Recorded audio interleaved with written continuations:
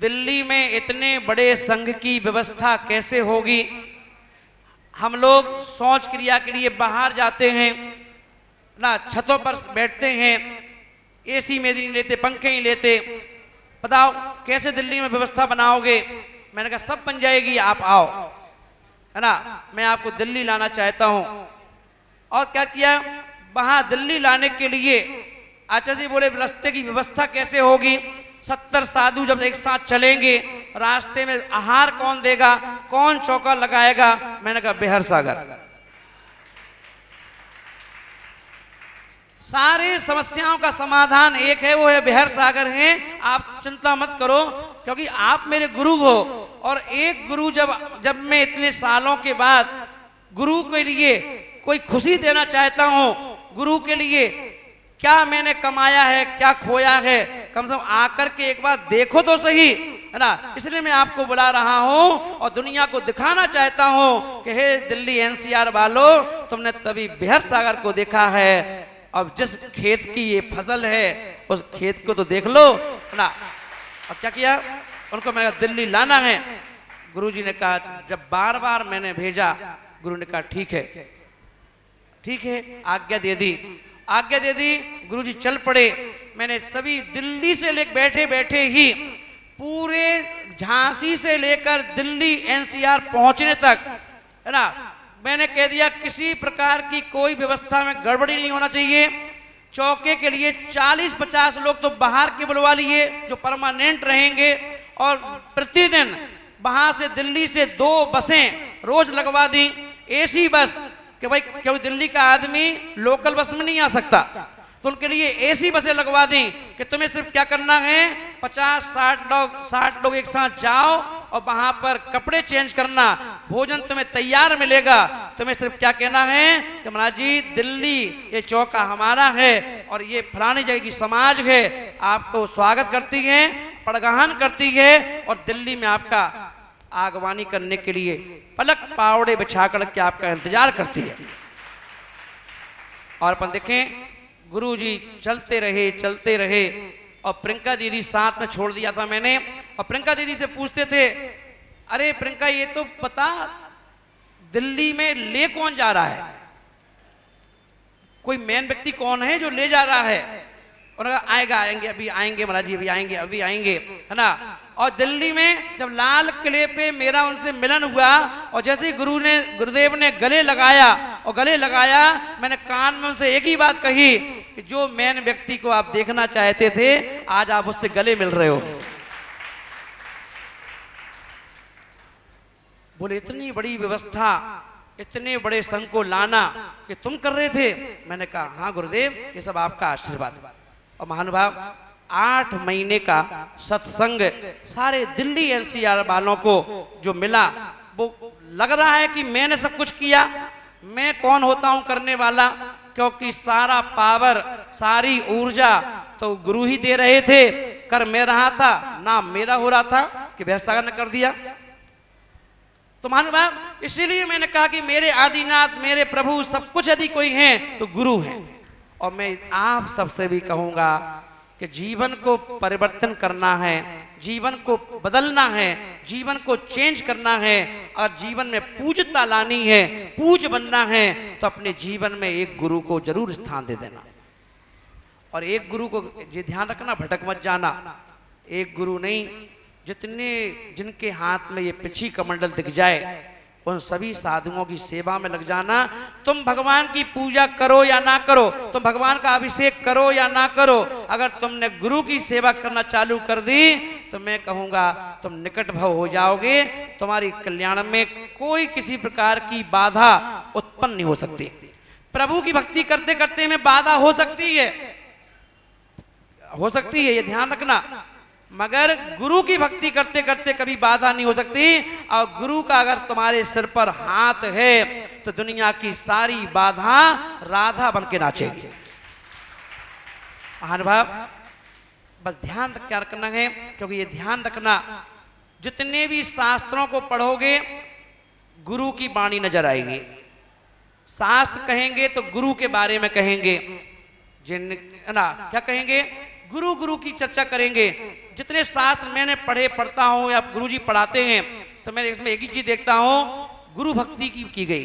गुरु की महिमा बरनी न जाए, गुरु नाम बचो मन बचन काए। भगवान के बारे में क्यों नहीं कहा कि प्रभु की महिमा बढ़नी न जाए? बोले वो तो पावर हाउस है ही, गुरु से कम नहीं है, गुरु से कम नहीं है, गुरु से बहुत ज्यादा है। मगर ये ध्यान रखना, जब कलेक्टर, कहाँ है मनोज, कहाँ गए? अगर कलेक्टर छुट्टी पर जाता है तो एसडीएम को अपनी पूरी ड्यूटी देके जाता है कि जब तक मैं नहीं आया हूं आपको क्या करना है, कोई ज्ञापन देने आए, कोई काम से आए तो तुम्ही को मिलना है। और पंचम काल में हमारे कलेक्टर, चाहे वो आदिनाथ हो चाहे महावीर हो, वो छुट्टी पर हैं, है नहीं। पंचम काल में तुम कितनी बड़ी बड़ी मूर्ति बना लो, 1000 फुट ऊंची मूर्ति बना लो, पर वो कलेक्टर की मूर्ति है, फोटो है, कलेक्टर नहीं है। क्योंकि आप खुद ही कहते हो, नाम तिहारा तारण हारा, कब तेरा दर्शन होगा, तेरी प्रतिमा इतनी सुंदर, तू कितना सुंदर होगा। है नहीं, तुम खुद मानते हो कि भगवान मान के पूजा जरूर कर रहे हो स्थापना निक्षेप से, पर भगवान नहीं है, भगवान तो सिद्धालय में हैं। तो मैंने जब ये पंक्ति पढ़ी थी एलक अवस्था में, मैंने उसी दिन सोच लिया था कि जब वो है नहीं तो वो मेरे दिल में रहेंगे, और बाकी जो बाहर हैं वो गुरु हैं, तो गुरु ही मेरे भगवान रहेंगे। और महानुभाव, आज अपन देखें, उन गुरु के आशीर्वाद से आज बेहर सागर जी महाराज परिचय के मोहताज नहीं, परिचय के मोहताज नहीं है।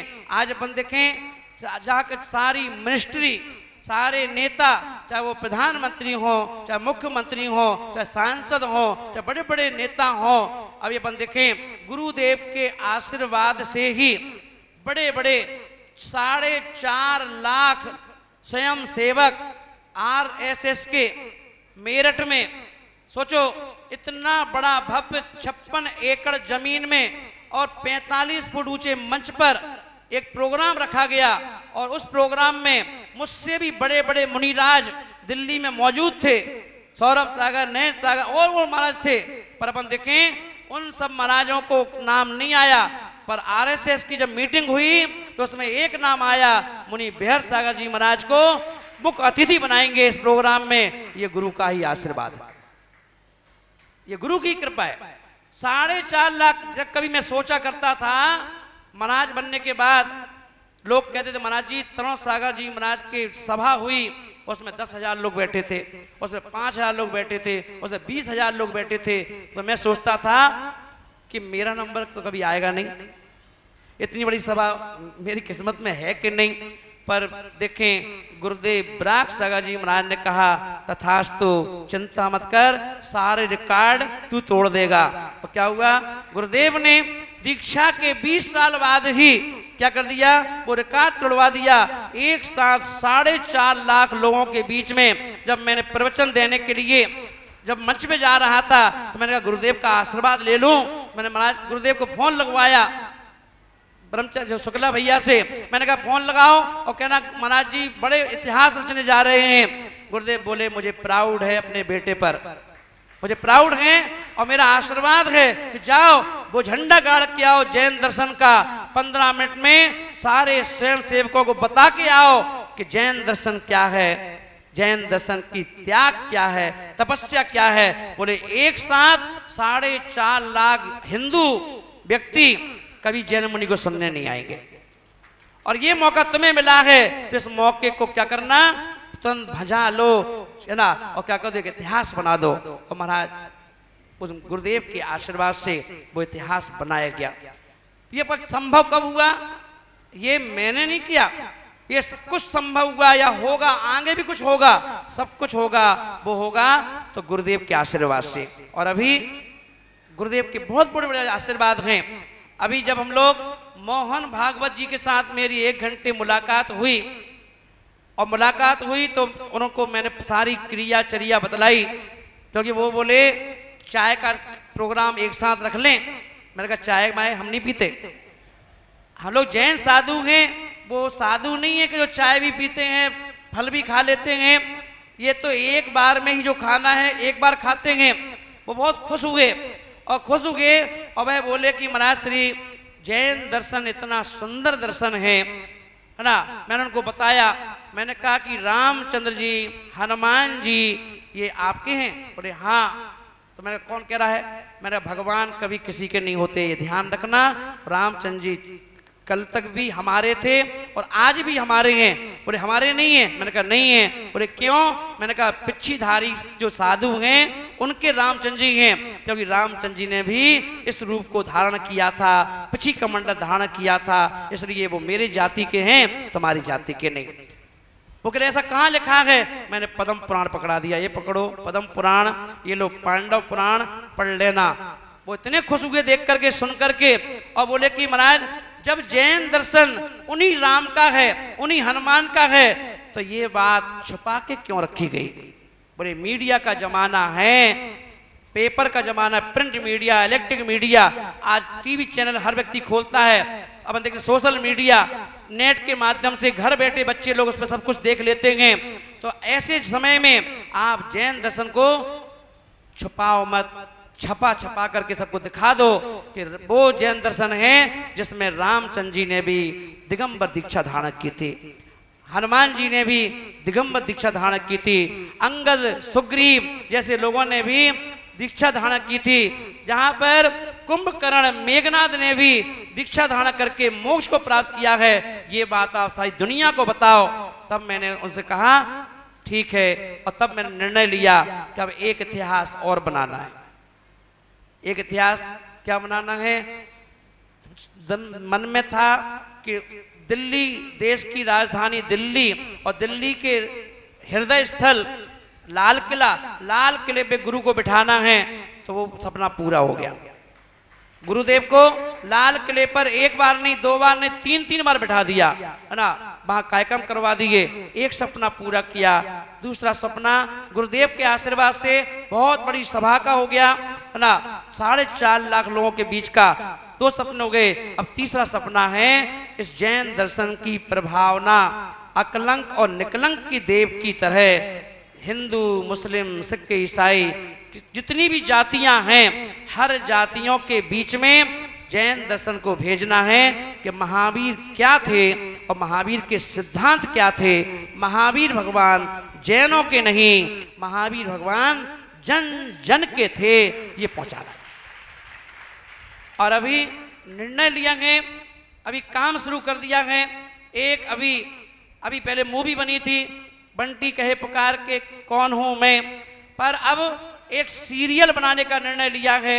उस सीरियल जैसे महाभारत बनी थी, रामायण बनी थी, उस रामायण और महाभारत की तर्ज पर वैसे ही कलाकार, बड़े बड़े जो बॉम्बे के कलाकार हैं, उन कलाकारों को लेकर के बड़े बजट में एक एपिसोड 7-7 लाख रुपए का पड़ रहा है। एक एपिसोड, है ना। ऐसे लगभग 60 एपिसोडों का एक सीरियल बनने जा रहा है, और जो लगभग आप लोगों के बीच में ये 2020 के समथिंग आप तक घर पहुंच जाएगा।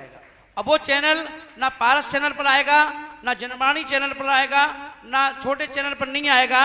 वो आएगा उन चैनलों पर जिस पर आपने कभी देखा है सास भी कभी बहू थी, है ना। जो बड़े बड़े सीरियल आते हैं जिस पर स्टार प्लस, सोनी टीवी, है ना, कलर चैनल, इन चैनलों पर वह भक्तांबर स्तोत्र से सजा हुआ, उसमें जिसमें चमत्कार भी होगा, ड्रामा भी होगा, और उसमें वो चर्या होगी जिसमें से आपके बच्चे भी अगर देखें। अभी ऐसा कोई सीरियल या कोई ऐसा चैनलों पर कोई ऐसी चीज नहीं है जिससे व्यक्ति घर बैठे जैन दर्शन क्या है उसको समझ सके। मैंने वो प्रयास किया है कि घर में बैठे बच्चे, बहुएं, तो आज की बहुएं पढ़ी लिखी आती हैं, उन्हें जैन दर्शन पढ़ा नहीं है, उनको भी उस सीरियल के माध्यम से ये ज्ञान मिल जाए कि जैन धर्म क्या है, जैन दर्शन क्या है, भगवान महावीर स्वामी कौन थे, उनका सिद्धांत क्या है, जैन मुनि क्या हैं, ये नग्न क्यों रहते हैं, हाथों में आहार क्यों करते हैं, है ना, पैरों खड़े होके भोजन क्यों करते हैं, है ना, नहाते क्यों नहीं, मंजन क्यों नहीं करते, हर प्रश्नों का उत्तर उस सीरियल के माध्यम से ड्रामा के रूप में हमें देखने को मिलेगा, जिसका नाम है राजा भोज भक्तामर स्तोत्र महाशक्ति। और ये अभी जो अपना परसों विधान होगा, उस विधान में उसका अभी 5-7 एपिसोड बन भी चुके हैं, और उसका एक एपिसोड आप सबको टेलर के रूप में वहाँ जो धर्मशाला होगी उस धर्मशाला में दिखाएंगे भी, और आप देखना, और फिर आप देख करके है ना उसको आप बताना। क्योंकि ये ध्यान रखना, कोई भी चीज अंतर से इतना है, हर चीज हमारी ही सत्ता में है। हम सभी के कर्म, बोले हे मुनिराज बेहर सागर जी, आप तो महाराज हैं, आप तो इतना विहार करते हैं, त्याग करते हैं, तपस्या करते हैं, फिर आप भी गिर पड़े, आपके ऊपर भी उपसर्ग आ गया, आपके कमर में फ्रैक्चर आ गया, 1 साल आपको भी जूझना पड़ा। मैंने कहा कर्म किसी के सगे नहीं होते, कर्म किसी के सगे नहीं होते, कर्म किसी को छोड़ते नहीं, चाहे वो आदिनाथ भगवान क्यों ना हो, चाहे पारसनाथ भगवान क्यों ना हो, तो बेहर सागर किस खेत की मूली है। कर्म किसी को नहीं छोड़ते। सारी दुनिया में कर्म ही एक ईमानदार हैं। हो सकता है महाराज भी आपको थोड़ा सा देख करके कि ये, पर कर्म ऐसा नहीं करता। तो मैं तुम्हारे साथ साथ चलूंगा, तुम किसी की मृत्यु में जाओ तो हम तुम्हारे साथ साथ चलेंगे, चाहे खुशी में रहो, चाहे सुख में रहो, कैसे भी रहो, हम तुम्हारा साथ नहीं छोड़ेंगे। वही तो कर्म है। सुख हमारा साथ छोड़ सकता है, दुख हमारा साथ छोड़ सकता है, पर कर्म एक ऐसी चीज है जो कभी किसी का साथ नहीं छोड़ती। अगर कर्म साथ छोड़ता है तो उसके लिए कौन छुड़वाएगा? उसके लिए हम खुद छुड़वाएंगे। क्योंकि आचार्यों ने कहा है कर्ता सो भोगता, क्योंकि कर्म को करने वाले भी हम ही हैं और कर्मों को बांधने वाले भी हम ही हैं और कर्मों से छूटने वाले भी हम ही हैं। आचार्य बोल रहे हैं कि कर्म बांधने के लिए हम लोग कितना पुरुषार्थ करते हैं। जितने भी आचार्यों ने कहा कि जितने रिश्ते हैं, नाते हैं, घर हैं, परिवार हैं, इनमें प्रतिदिन एक दूसरे के निमित्त से हमारे लिए कर्मों का आश्रय होता है, उससे हमारी आत्मा बंधती है, फिर उस आत्मा उन्हीं कर्मों से दुख भोगती है और दुख भोग करके हमें रुलाती है।